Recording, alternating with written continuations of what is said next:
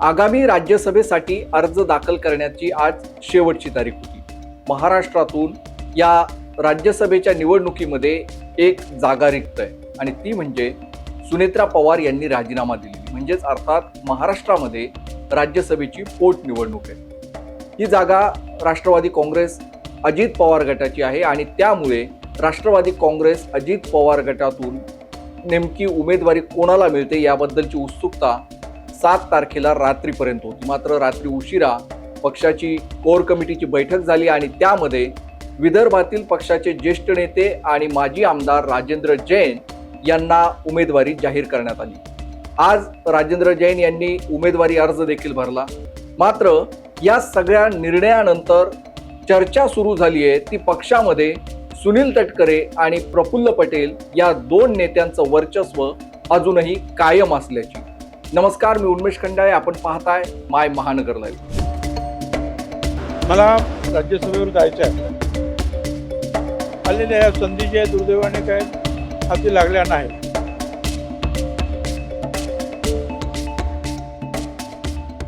राष्ट्रवादी काँग्रेसमध्ये प्रदेशाध्यक्ष सुनील तटकरे आणि कार्याध्यक्ष प्रफुल्ल पटेल यांच्याबद्दल गेल्या काही दिवसांपासून चर्चा सुरू आहे।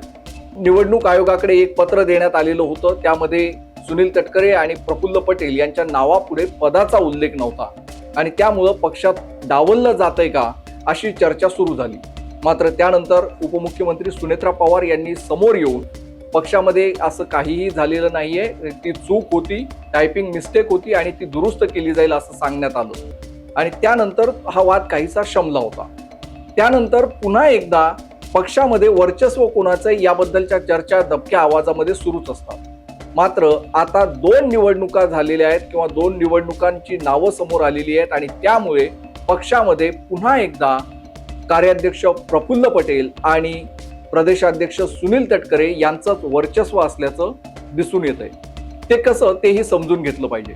राष्ट्रवादी काँग्रेसला विधान परिषदेच्या निवडणुकीमध्ये 2 जागा मिळाल्या होत्या, त्यातील एक जागा ही रायगडची। रायगडच्या जागेवरती सुनील तटकरे यांचे चिरंजीव अनिकेत तटकरे यांना उमेदवारी जाहीर करण्यात आली। अनिकेत तटकरे यांच्या विरोधामध्ये महाविकास आघाडीकडून शिवसेना उद्धव ठाकरे गटाने येथे बाळ माने यांना उमेदवारी दिली होती। मात्र या ठिकाणी रायगडच्या निवडणुकीमध्ये म्हणजेच कोकण विधान परिषद निवडणुकीमध्ये सर्व उमेदवारांनी अर्ज मागे घ्यावे यासाठी सर्वाधिक प्रयत्न जे केले ते म्हणजे सुनील तटकरे यांनी आणि मुलासाठी अनिकेत तटकरे यांच्यासाठी त्यांनी केलेले हे प्रयत्न यशस्वी झाले आणि अनिकेत तटकरे यांची बिनविरोध निवड झाली। एका अर्थानं हा सुनील तटकरे यांचाच विजय मानला जाऊ लागला। तर आता राज्यसभेची जी जागा रिक्त झालेली होती सुनेत्रा पवार यांच्या राजीनाम्यामुळे, या जागेवरती नेमकं कोणाला उमेदवारी मिळणार याबद्दलची उत्सुकता होती। या जागेसाठी पक्षाचे ज्येष्ठ नेते आणि अन्न व नागरी पुरवठा मंत्री छगन भुजबळ हे इच्छुक होते। छगन भुजबळ यांनी दिल्लीच्या राजकारणामध्ये सक्रिय होण्याची इच्छा व्यक्त केलेली होती। मात्र यंदा त्यांना पुरेपूर संधी असल्याचं दिसत होतं। पोटनिवडणूक आहे आणि त्यामुळे पक्ष आपल्याला ही उमेदवारी देईल असं त्यांना वाटत होतं। यासाठी त्यांनी भारतीय जनता पक्षाच्या ज्येष्ठ नेत्यांशी देखील चर्चा केली। त्यांच्यामुळे रिक्त होणारा अन्न व नागरी पुरवठा मंत्री हे पद नेमकं कोणाला जाणार याबद्दलची देखील आखणी करण्यात आली होती पक्षाकडे आणि हे रिक्त झालेलं मंत्रीपद समीर भुजबळ यांना मिळावं अशी देखील त्यांनी सगळी आखणी केली आणि त्याला भारतीय जनता पक्षाकडून देखील ग्रीन सिग्नल मिळाल्याचं त्यांनी म्हटलेलं होतं। मात्र ऐनवेळी गेम झाला आणि छगन भुजबळ यांची उमेदवारी नाकारण्यात आली आणि राजेंद्र जैन यांना उमेदवारी जाहीर करण्यात आली। आज त्यांनी उमेदवारी अर्ज दाखल केला, त्यावेळी छगन भुजबळ देखील तिथे उपस्थित होते। छगन भुजबळ आणि प्रफुल्ल पटेल हे दोन्ही नेते एकाच गाडीतून एकाच कारमधून विधान भवनामध्ये पोहोचले आणि त्यांनी राजेंद्र जैन यांचा उमेदवारी अर्ज दाखल केला। या उमेदवारी अर्ज दाखल केल्यानंतर राजेंद्र जैन यांनी छगन भुजबळ हे माझ्या वडिलांसारखे आहेत, वडिलांप्रमाणे आहेत, त्यांचा आशीर्वाद हा मला कायम असतो, पक्षामध्ये कोणतीही नाराजी नाही, पक्षाने माझी निवड केली, विदर्भातील जनतेसाठी, विदर्भातील पक्ष बांधणीसाठी हा निर्णय महत्वाचा राहील असं त्यांनी सगळं सांगितलं। मात्र यातून एक जे समोर आलं ते म्हणजे प्रफुल्ल पटेल यांचे निकटवर्ती असलेले राजेंद्र जैन यांची उमेदवारी निश्चित करण्यात आली। म्हणजेच पक्षामध्ये अजूनही प्रफुल्ल पटेल आणि सुनील तटकरे यांचंच वर्चस्व कायम आहे का, अशी चर्चा आता राजकीय वर्तुळामध्ये सुरू झालेली आहे. पार्टी में काम करने वाले व्यक्ति का, चाहे मेरे जैसा सामान्य कार्यकर्ता हो, चाहे प्रफुल्ल पटेल जैसा बड़ा नेता हो, सबका वर्चस्व उसकी कद के मुताबिक और वर्चस्व बराबर रहता है. और राजी नाराजी की जो बात है ये केवल बताने के लिए होती है, पर मुझे इसमें कोई तथ्य नजर नहीं आता. छगन भुजबळ यांनी जी आखणी केलेली होती तीही महत्वाची आहे. त्यांनी राज्यसभेची उमेदवारी मागितली होती आणि राज्यसभेवर ते गेल्यानंतर समीर भुजबळ यांना मंत्रिमंडळामध्ये स्थान मिळावं अशी त्यांची इच्छा होती. त्यासाठी भारतीय जनता पक्षाकडून देखील ग्रीन सिग्नल मिळाल्याचं त्यांचं म्हणणं आहे. या उमेदवारी अर्ज दाखल केल्यानंतर छगन भुजबळांनीही आपली नाराजी व्यक्त केली.